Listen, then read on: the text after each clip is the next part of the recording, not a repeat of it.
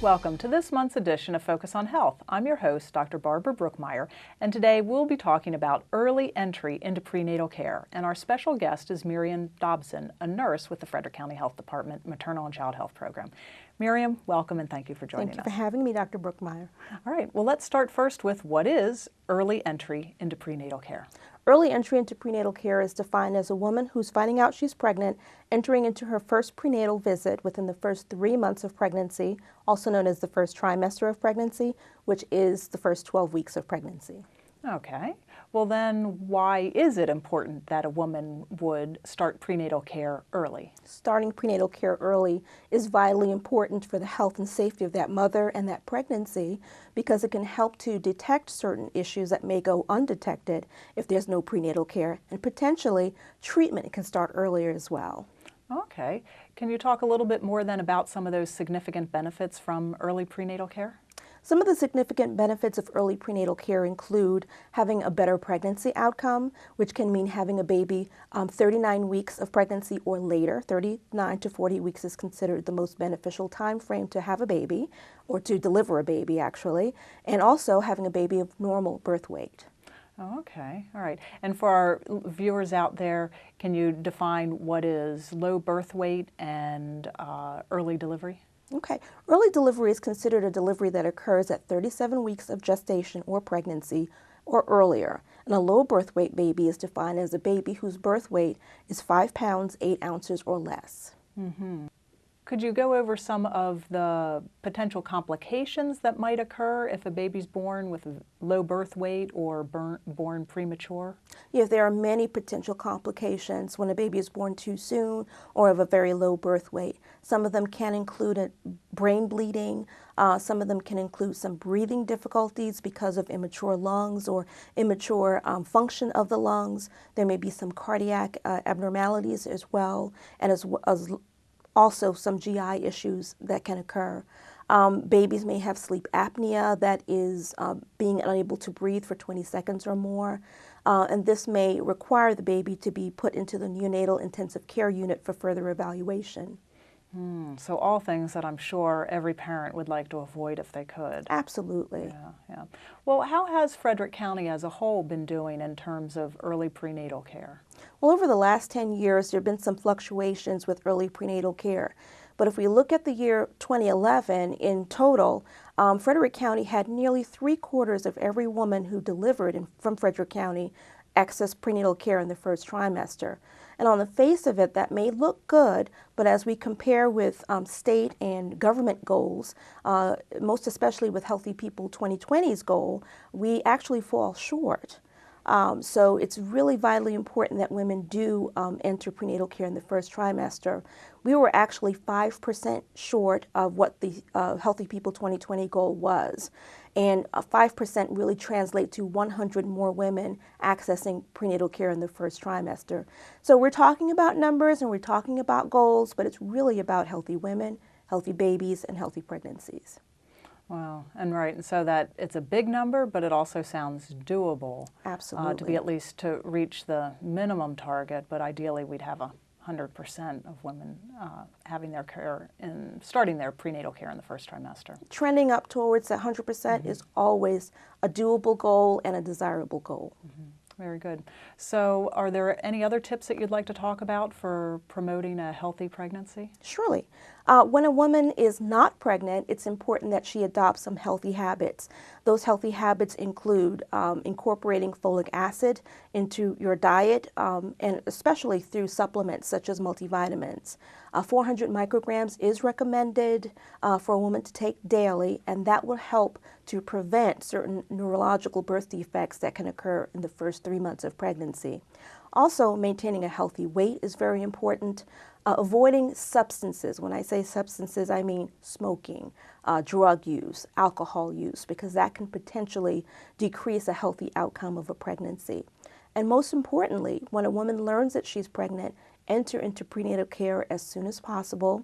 We have providers in Frederick County that can provide prenatal care to women who have private insurance, state insurance, and even for women who have no insurance. Well, Miriam, that all sounds great. Sounds like there's plenty of opportunity out there for women to start their prenatal care early, and I hope that you'll be successful, and you and your colleagues successful in reaching at least the minimum target that's been set for women in Frederick County to enter into prenatal care early. Absolutely. When Frederick County women are healthy and the community as a whole is healthy, we're successful. Sounds very good. Thank you for joining us. Thank you. And now please stay tuned for this month's Medical Myth.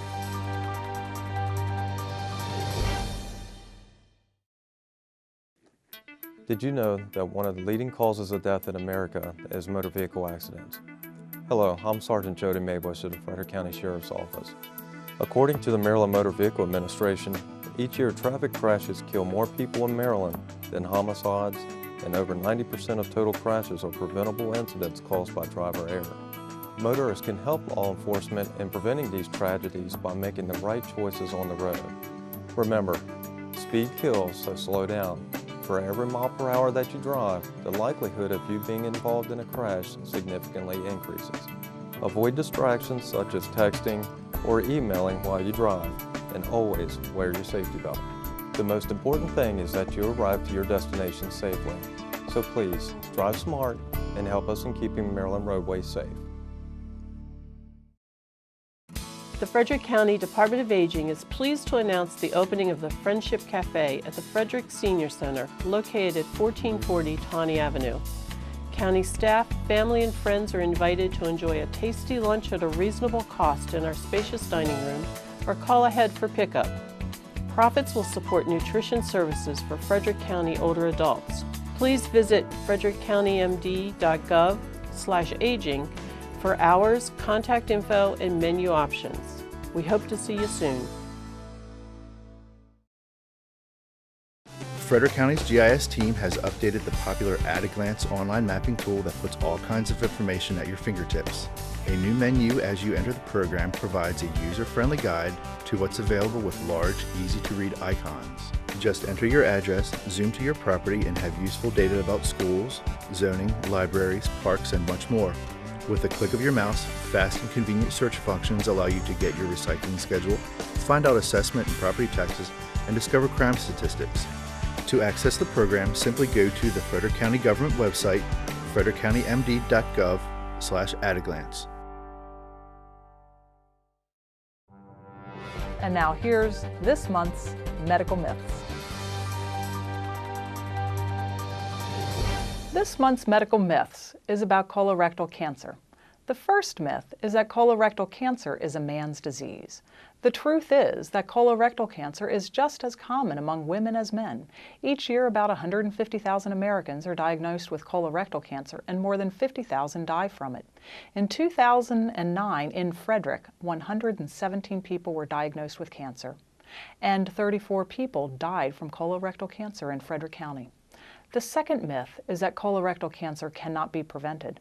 The truth is that in many cases, colorectal cancer can be prevented. Colorectal cancer almost always starts with a small growth called a polyp. If the polyp is found early, doctors can remove it and stop colorectal cancer before it even starts. Exercise, eating a balanced diet, limiting alcohol, and avoiding tobacco will also help prevent colorectal cancer. The next myth is that African Americans are not at risk for colorectal cancer. That is false. African American men and women are diagnosed with and die from colorectal cancer at higher rates than men and women of any other U.S. racial or ethnic group. An all too common myth that I hear is that if I have no symptoms, then I don't have the disease. The truth is that during the early stages, most people with colorectal cancer have no symptoms at all. By the time symptoms such as changes in stool, rectal bleeding, abdominal pain, or unexplained weight loss develop, the disease is often in a more advanced stage, meaning the treatment is less effective and the risk of dying from the disease is higher. Another myth is that colorectal cancer is a rapidly spreading, deadly disease. The reality is that most forms of colorectal cancer are slow growing, and as many as 95% of cases are curable if detected early. The final myth for today is that having a colonoscopy is always painful and embarrassing. What turns out to be the case more often than not is that having a colonoscopy is not as unpleasant as most people expect it to be.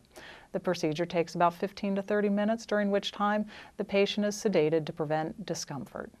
That's this month's Medical Myths. So remember, if you're over 50 years old and you haven't had your first colonoscopy, now is the time to schedule your appointment. You might just save your own life. And now here's Angie Blair with this month's health tip. Hello, this is Angie Blair, health educator with the Frederick County Health Department. This month's health tip is brought to you by Frederick County WIC program. All parents care about their child's diet. It can be difficult to hold back, remain calm, and not urge, bribe, or otherwise demand certain eating behaviors. However, when it comes to feeding young children, patience works better than pressure. Parents need to remember that most young children are hesitant to try new foods. It can take 12 to 15 introductions to a new food before it's accepted.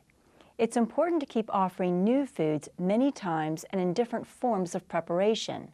Most parents give up and stop offering a food after just a very few unsuccessful attempts.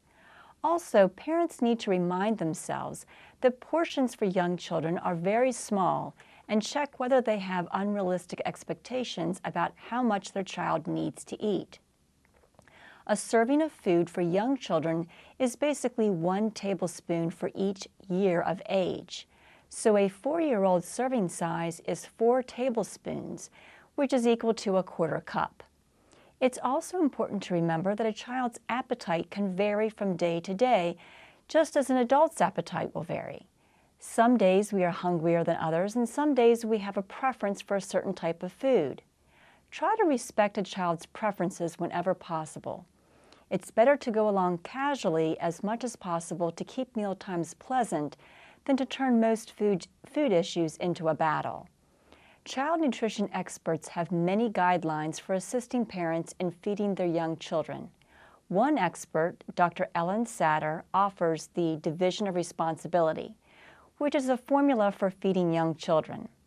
This formula is easy to remember, but needs practice, time, and patience to apply consistently and successfully.